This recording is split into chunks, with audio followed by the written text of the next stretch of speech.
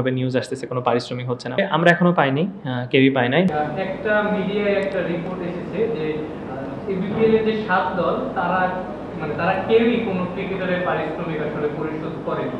এই ব্যাপারে আপনি একটু জানাবেন যে আপনারা পারিশ্রমিক পেয়েছেন কিনা 50%? না না না না আসলে আমরা এখনো পাইনি, কেউই পায় নাই। বাট আমার মনে হয় যে শুরু হয়েছে বিপিএলটা, আমরা আসলে কোনো প্রশ্ন বা কোনো কমপ্লিকেশন না তুলি প্লেয়াররা, আমরাও চাই না। আসলে বিপিএলটা সব ওয়ার্ল্ড ক্রিকেটে সবাই দেখে, এরকম কোনো নিউজ না আসুক আমাদের কাছে, বা আমরা দেখতে হয় ওয়ার্ল্ড ক্রিকেটে এভাবে নিউজ আসতেছে কোনো পারিশ্রমিক হচ্ছে না, বা আমরা পজিটিভ ওয়েতে চিন্তা করি। অবশ্যই একটা গোছালো পরিবেশ তৈরি হবে।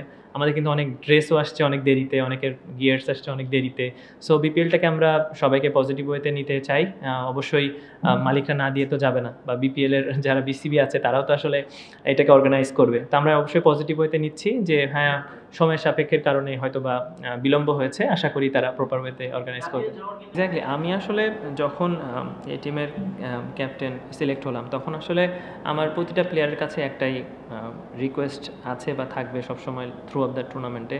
আসলে এখানেই এমন কিছু প্লেয়ার আছে যারা নিয়মিত না, বড় টিমে খেলার নিয়মিত খেলছে না, বা ন্যাশনাল টিমে আসতে চায়। সাপোজ আমার ক্ষেত্রেই বলেন, আপনি জিসানের ক্ষেত্রে বলেন, আপনি ইয়াসিরের ক্ষেত্রে বলেন, আকবরের ক্ষেত্রে বলেন, Murad. So they are Mrityunjoy, they are very capable, very close to national side. So তারা সবাই কিন্তু অন্য টিমে গেলে, বা হয়তো যদি রংপুর ধরেন বা বরিশাল ধরেন বা ওরকম যদি টিমে ধরেন, তাহলে কিন্তু ডিফিকাল্ট হবে হয়তো বা ম্যাচ খেলার ব্যাপারটা থাকে অনেক সময়। কিন্তু যখন এরকম একটা টিমে খেলে যারা মোটামুটি একটা ব্যালেন্স টিম, তাদের কিন্তু অপরচুনিটি যে পুরোটা ম্যাচ খেলার, বা তাদেরকে একটা জায়গা ফিক্স থাকে। তো আমার শুধু একটা কথাই ছিল যে আসলে প্রুভের অনেক জায়গা আছে যে তুমি কতটুকু ক্যাপাবল। আসলে এই বিপিএলটা তোমাদের জন্য এনজয় করার জায়গা, যে তোমরা বেস্ট আউটকাম দেওয়ার চেষ্টা করো, দ্যাটস ইট। কারণ তুমি ম্যাক্সিমাম ম্যাচই খেলবা, সবাই আসলে জানে যে তারা খেলবে, কাউকে তো আসলে ড্রপ দেওয়ার কোনো ব্যাপারটা ওরকম নাই। তো সে ফ্রি আছে, রিল্যাক্স আছে। আই হোপ এটা একটা মানসিক বাড়তি সাহস দেয়। আপনি যখন এনসিএল খেলে, বিসিএল খেলে বা প্রিমিয়ার লিগ খেলে, তারা কেন পারফর্ম করে? তারা কিন্তু জানে যে আমি এই ম্যাচগুলো টুর্নামেন্ট সম্পূর্ণ খেলবো। 2টা ম্যাচ খারাপ হলে, 3টা ম্যাচ খারাপ হলেও কিন্তু তারা কাম ব্যাক করে।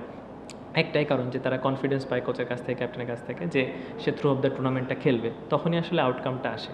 তা আমার মনে হয় ইয়াসির আব্বি একটা ভালো জায়গা পেয়েছে, 4 নম্বরে ব্যাটিং করবে।